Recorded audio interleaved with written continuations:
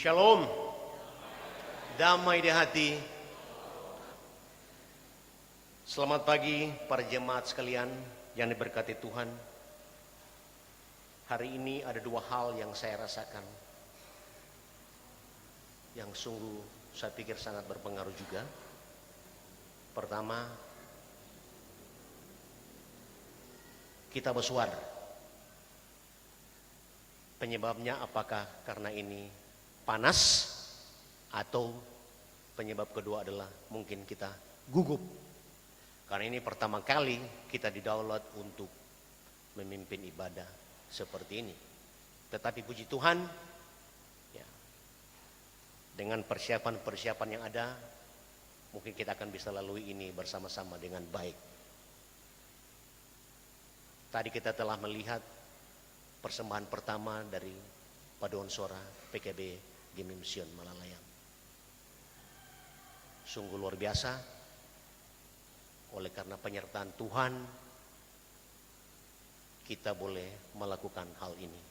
Ini semua karena untuk hormat dan kemuliaan nama Tuhan. Jemaat sekalian diberkati oleh Tuhan. Judul khotbah pada pagi hari ini adalah komitmen perempuan asing mengikuti Allah.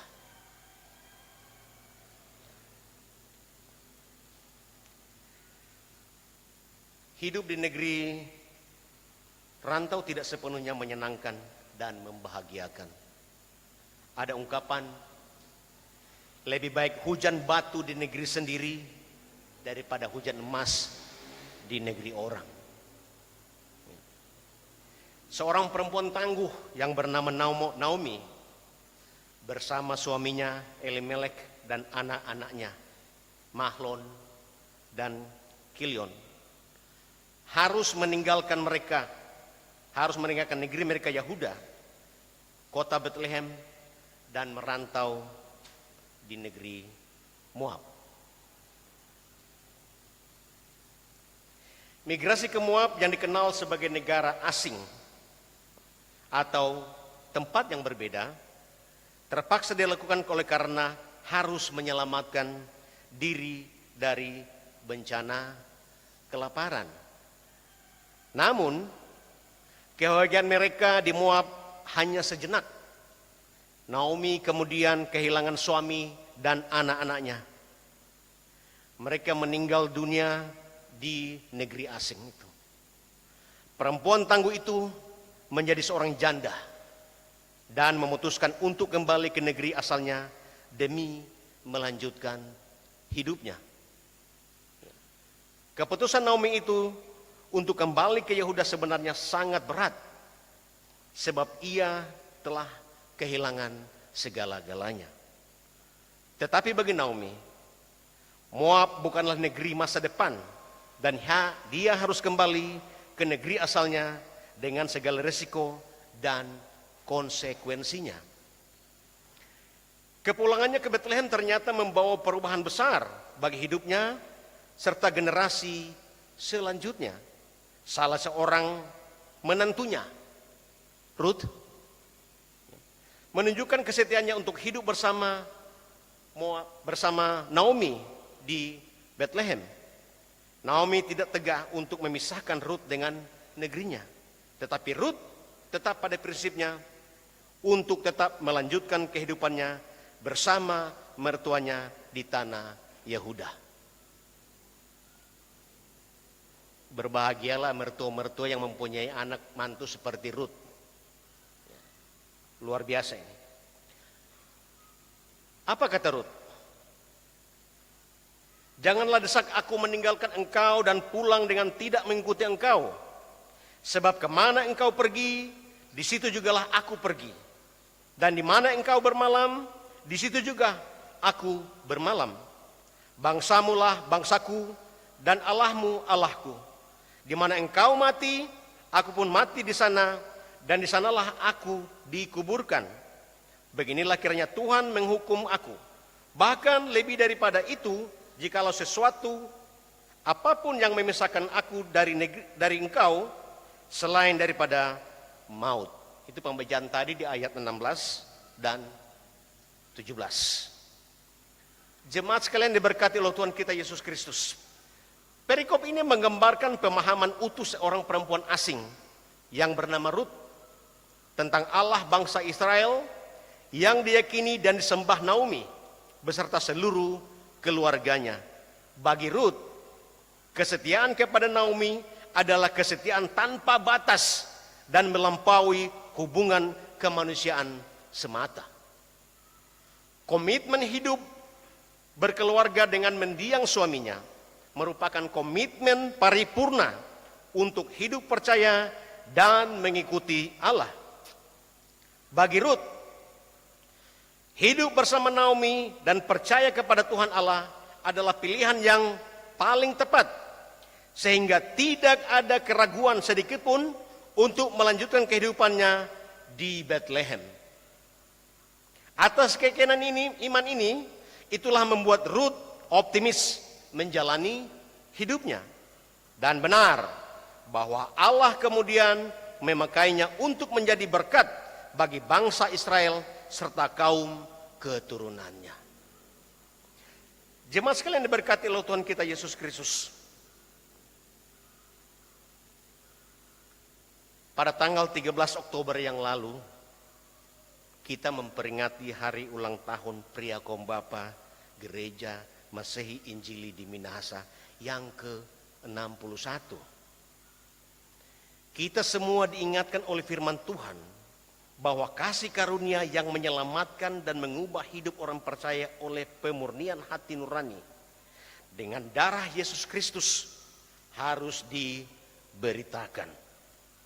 Kendati orang percaya telah menerima kasih karunia yang menyelamatkan, tetapi dalam kenyataannya masih banyak pria kaum bapa yang hidup sebagai orang fasik yang lebih mementingkan keinginan daging, tidak bijaksana, tidak adil, dan menjauhi persekutuan ibadah. Tuhan Yesus mengajarkan kita supaya kita meninggalkan kefasikan dan keinginan-keinginan duniawi, dan supaya kita hidup bijaksana, adil, dan rajin beribadah. Cara memerintahkan untuk meyakinkan orang dengan segala kewibawaan adalah menasihati dan menjadi teladan, berintegrasi, sama kata, dan perbuatannya juga harus sama. Ya. Karena telah ternyata bahwa kamu adalah surat Kristus yang ditulis di dalam hati manusia. Ini kita bisa baca dalam 2 Korintus ayat 3, 2 Korintus 3 ayat 3. Menasihati sesama tidak selalu menyangkan atau melakukan juga bagi mereka yang dinasihati.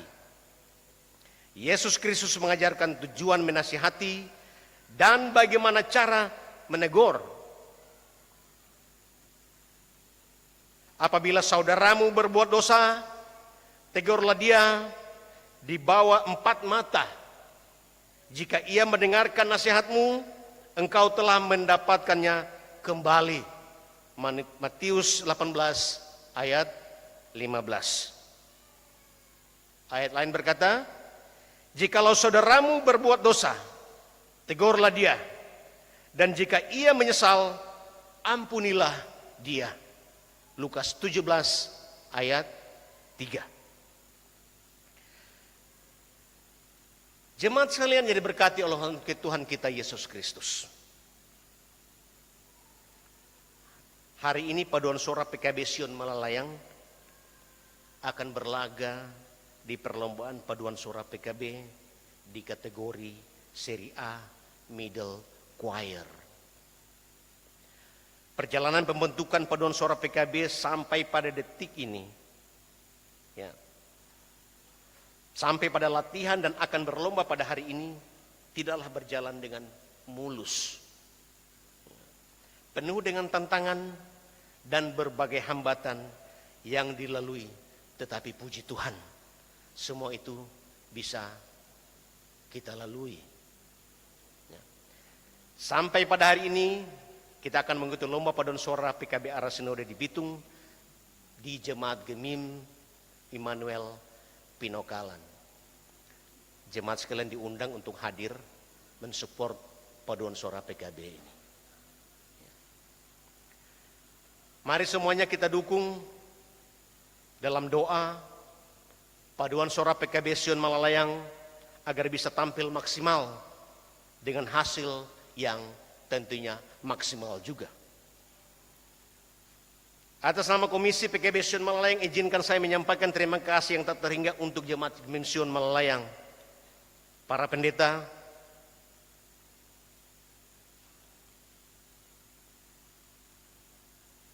para donatur simpatisan, keluarga-keluarga yang telah menyiapkan konsumsi selama latihan, teman kerja yang hebat yang diketuai oleh Sang Jenderal. Tepuk tangan dulu Jenderal.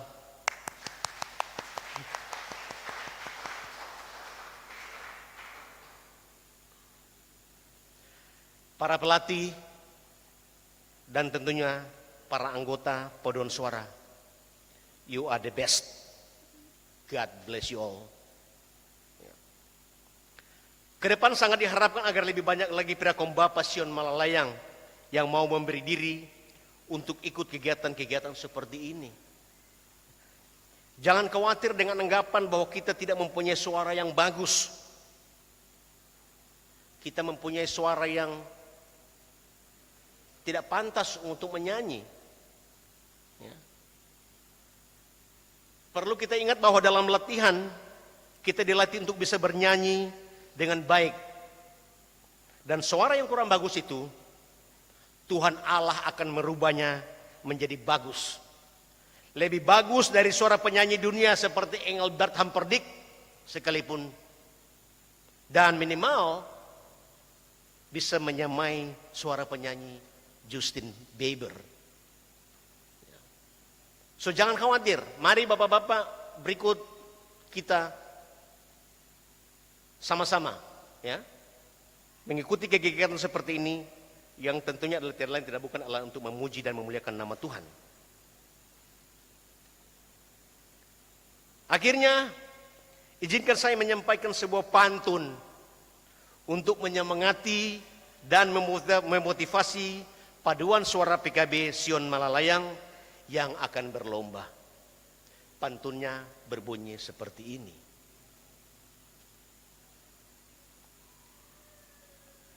Nampak biru warna laut, sebiru gunung tinggi menjulang. Cakep. Menatap laut, hilangkan penat. Mantap. PKB Sion Choir pasti menang.